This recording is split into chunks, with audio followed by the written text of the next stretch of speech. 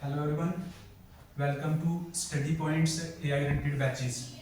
तो आज की क्लास में मैं करंट अफेयर से डील करने जा रहा हूँ। चलिए देखते हैं कि इम्पोर्टेंट करंट अफेयर क्या है आज के।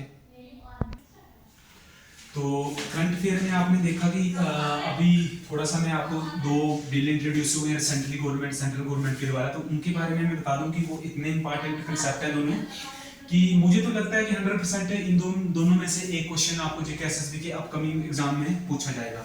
तो जैसे कि आप सब जानते हैं कि मनरेगा हमारी एक स्कीम थी जो रूरल एम्प्लॉयमेंट गारंटी स्कीम थी, जो रूरल एरिया में 100 डेज का रोजगार देती थी लोगों को, अनस्किल्ड वर्क।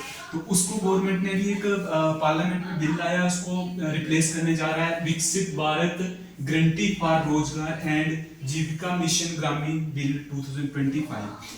तो इस बिल के बारे में आपको बता दूं कि इसमें कुछ ऐसे नए प्रोविजन गवर्नमेंट के द्वारा लाए गए हैं जिसमें हमने सिर्फ ना कि एम्प्लॉयमेंट की गारंटी दी हुई है, बल्कि लाइवलीहुड की गारंटी भी देने का प्रपोजल पार्लियामेंट में रखा हुआ है। तो चलिए अब इस बिल के बारे में हम थोड़ा सा जानते हैं कि ये बिल क्या है, उसके इंपॉर्टेंट प्रोविजन क्या है। तो चलो इसकी इंट्रोडक्शन देख लेते हैं। जैसे ये जो बिल है 2025 में लाया गया सेंट्रल गवर्नमेंट के द्वारा, introduce to replace the MNREGA act. जो एक्ट था उसको रिप्लेस करने जा रहे हैं। It main aim is to provide employment along with sustainable livelihood in rural area. इस लाइन पे बहुत फोकस करना, क्योंकि डायरेक्टली क्वेश्चन जेके एसएसबी के द्वारा पूछा जाएगा कि जो मनरेगा था वो सिर्फ एम्प्लॉयमेंट की गारंटी देता था, 100 डेज का एम्प्लॉयमेंट देता था, लेकिन ये न्यू ऐड किया गया है इस बिल में, लाइवलीहुड इन रूरल एरिया। तो ये इसका मेन एम्स है। तो अब हम इसके बारे में जानते हैं कि इस बिल की नीड क्यों पड़ी गवर्नमेंट को। तो इसमें जो मनरेगा में कुछ शॉर्टकमिंग्स थी उनको ये रिप्लेस कर रहा है। तो इसमें देख रहे हैं MNREGA focus only mainly in labour, manual labour पे वो फोकस करता था। उसके बाद दूसरा जो था तो it did not ensure long term income, ये कोई लॉन्ग टर्म इनकम देता था, वही 100 डेज का ही इनकम देता था। उसके बाद क्या था कि rural unemployment and migration still exist. तो रूरल में अनएम्प्लॉयमेंट रेट काफी हाई था इसके होते हुए भी, और माइग्रेशन भी, सिटीज के लिए माइग्रेटर लोग हो रहे थे, तो इसके लिए इसकी नीड पड़ी। There is need for skill based and income generation work. तो थोड़ा सा गवर्नमेंट ने एक स्टेप ये लिया हुआ है कि इसमें थोड़ा सा हम क्या करेंगे कि स्किल बेस्ड की साइड भी जाएंगे। मनरेगा में ना सिर्फ कि पहले ये अनस्किल वर्क देता था, नॉन स्किल वर्क देता था, अब ये स्किल वर्क की तरफ भी गवर्नमेंट जाएगी इसमें। तो इसके मेन ऑब्जेक्टिव देख लेते हैं कि इसके में क्या क्या ऑब्जेक्टिव। तो इसमें जैसे guarantee employ and livelihood in rural area, सबसे पहले तो ये गारंटी पहले एम्प्लॉयमेंट की देता था मनरेगा, लेकिन जो नया बिल आया हुआ है तो इसमें लाइवलीहुड भी आपको साथ साथ में दिया जाएगा। उसके बाद promote skill based and productive work, ये मैंने आपको बताया कि जैसे इसमें उसमें अनस्किल वर्क था तो इसमें स्किल बेस्ड वर्क भी इन्होंने प्रमोट करने की सोची हुई है। तो स्ट्रेंथन द रूरल इकोनॉमी, ये तो नॉर्मल है क्योंकि रूरल इकोनॉमी को बूस्ट मिलेगा इससे। Reduce poverty and migration, migration और पॉवर्टी को रिड्यूस करेगा, और माइग्रेशन जो लोग एम्प्लॉयमेंट के लिए रूरल एरिया से सिटी की तरफ जाते हैं तो वो रुक जाएगा। और इसके अंदर हम थोड़ा सा की प्रोविजन देखते हैं कि इसमें प्रोविजन क्या क्या गवर्नमेंट ने क्या क्या प्रपोजल रखे हुए हैं। तो रिप्लेस करेगा मनरेगा को, जैसे मैंने आपको बता दिया। उसके बाद इसमें ये भी बताया मैंने कि एम्प्लॉयमेंट प्लस लाइवलीहुड मॉडल है ये, इसमें दोनों चीजें मिलेंगी। तो इसमें not only daily wage work but भी focus on the skill, self employed भी इसमें इनकम जनरेशन होगी इसके द्वारा। उसके बाद स्किल बेस्ड रूरल वर्क आएगा इसमें, जैसे कुछ स्किल है आपके पास तो रूरल एरिया में आपकी नीड है तो आपको इसमें वर्क करने के लिए बुलाया जा सकता है, जहाँ आप अप्लाई कर सकते हो।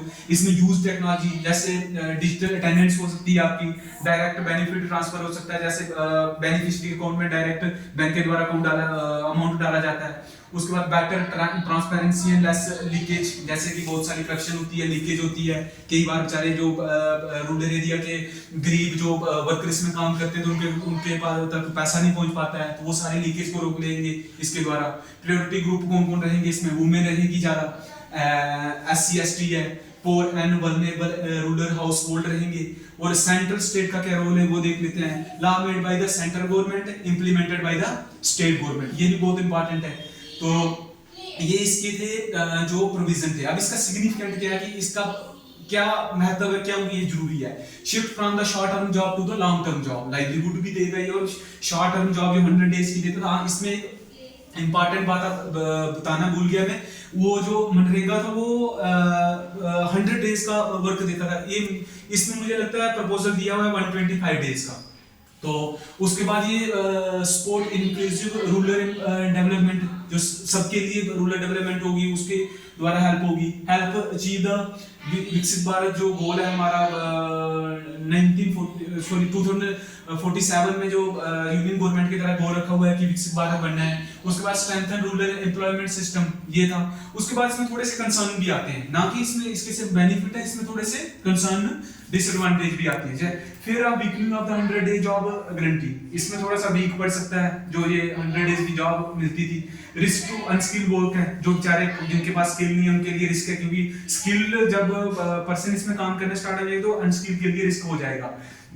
इफेक्टिव इम्प्लीमेंटेशन नेसेसरी, क्योंकि आपको पता है बहुत सारी स्टेटों को कंसर्न हो जाता है जैसे यूनियन गवर्नमेंट से, तो वो भी थोड़ा सा इशू बन जाता है फिर इसमें। तो ये था हमारा एक जो नया बिल प्रपोजल किया गया है यूनियन गवर्नमेंट के द्वारा। अब इसके बाद एक और बहुत ही इंपॉर्टेंट बिल पार्लियामेंट में इंट्रोड्यूस हुआ है, इसके बारे में थोड़ा सा जान लेते हैं। इसका नाम है शांति बिल। शांति बिल यानी कि इसका जो फुल फॉर्म की बात करूं तो इसका है sustainable harassing advancement nuclear technology transforming in India, ये इसका टोटल जो अपना फुल फॉर्म है इस बिल की। तो ये सेंट्रल गवर्नमेंट द्वारा जो ये बिल लाया गया है, इसका जो मेन पर्पस है वो इंडिया की सिविल एनर्जी को सेक्टर को बूस्ट करना है। तो इसमें क्या करेंगे, it seek to expand nuclear power capacity by allowing license domestic private participation while retaining state control और सेंसिटिव न्यूक्लियर एक्टिविटीज। इसके कहने का मीनिंग ये हुआ कि कुछ प्राइवेट सेक्टर को लाइसेंस के द्वारा ये न्यूक्लियर एनर्जी अलाउ करेंगे, जिसमें प्राइवेट सेक्टर भी अलाउ होगा न्यूक्लियर एनर्जी बनाने में। तो इसके जो पीछे की बैकग्राउंड है, तो जो हमारी ये न्यूक्लियर पावर से हम यहाँ पे इलेक्ट्रिसिटी क्या जनरेट करते हैं वो टोटल 3% है। तो इसको बढ़ाने के लिए गवर्नमेंट ने ये बिल लाया हुआ है, इसमें प्राइवेट प्लेयर को भी इंट्रोड्यूस करेंगे। तो ये जो इंडिया गवर्नमेंट का जो टारगेट है 100 गीगावाट न्यूक्लियर कैपेसिटी बाय 2014-7 तक ये लाएंगे। तो ये क्वेश्चन सीधा डायरेक्टली इस ईयर जो 2025 में जेके प्री हुआ उसमें पूछा गया, डायरेक्ट ये क्वेश्चन पूछा हुआ था। तो उसके बाद एटलीस्ट 5 इंडिजिनियस स्मॉल मॉडल जो मॉड्यूलर रिएक्टर है वो भी प्लान किए गए हैं, 2033 तक ये लाए जाएंगे। तो उसके बाद इसके जो प्रोविजन है, तो एक्सपेंशन ऑफ द ऑपरेटर, यानी कि इसको ऑपरेट कौन करेगा, इसमें कौन कौन सी एंटिटीज रहेगी, प्राइवेट प्लेयर का क्या रोल रहेगा, ये एक्सपेंड किया जाएगा, थोड़ा बढ़ाया जाएगा। लाइसेंसिंग फ्रेमवर्क, जैसे कि सेंसिटिव एरिया को छोड़ के गवर्नमेंट थोड़ा प्राइवेट प्लेयर को भी इसमें लाने की कोशिश कर रही है। उसके बाद स्टेट गवर्नमेंट का क्या रोल रहेगा, ये स्टेट गवर्नमेंट में स्टेट कंट्रोल बोला हुआ है, यानी कि कंट्री का रोल सेंसिटिव एरिया में रहेगा। जैसे हम बोल सकते हैं कि न्यूक्लियर फ्यूल सेल है, तो इसमें ये सब गवर्नमेंट का ही रोल रहेगा। तो उसमें जो भी यानी कि यूरेनियम्स के रिलेटेड जितना भी है वो गवर्नमेंट कंट्रोल करेगी।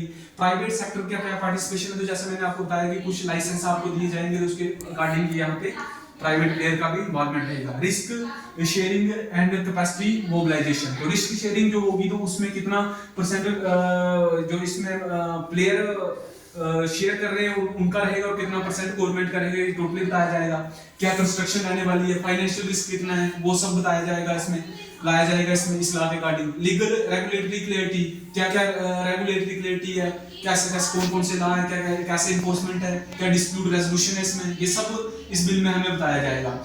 लायबिलिटी प्रोविजन, जैसे मैक्सिमम ऑपरेटर लायबिलिटी रहेगी इसमें 3000 करोड़, तो ये 3000 मैक्सिमम लायबिलिटी रहेगी इसमें। उसके बाद हम इसके सिग्निफिकेंट देखेंगे, promote clean and low carbon energy, ये तो सबको पता है कि न्यूक्लियर का ये मेन पर्पस ही यही है। उसके बाद इनहेंस एनर्जी सिक्योरिटी, इसको बढ़ा रही है। स्पोर्ट क्लाइमेट कमिटमेंट, जो इंडिया ने इंटरनेशनल के लेवल पे जो कमिट्स किए हुए हैं उनको सपोर्ट करेगा ये। उसके बाद इनकरेज आत्मनिर्भर भारत इन न्यूक्लियर टेक्नोलॉजी में ये करेगा, हम आत्मनिर्भर भारत को सपोर्ट करता है। उसके बाद इसमें कुछ कंसर्न रहते हैं, उसके बारे में adequacy of liability framework, liability बहुत ज्यादा है 3000 करोड़। उसके बाद सेफ्टी एंड रेगुलेटरी ओवरसाइट, ये मैंने आपको बताया है कि ये रेगुलेटरी और सेफ्टी के बारे में कंसर्न रहता है इसका।